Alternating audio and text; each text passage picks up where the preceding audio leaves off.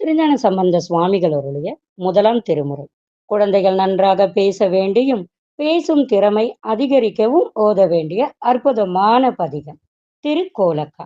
பாடல் 10.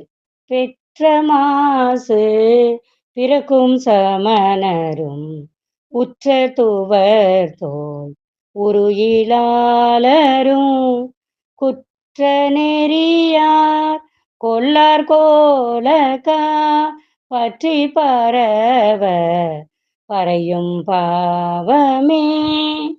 பாடலின் பொருள்.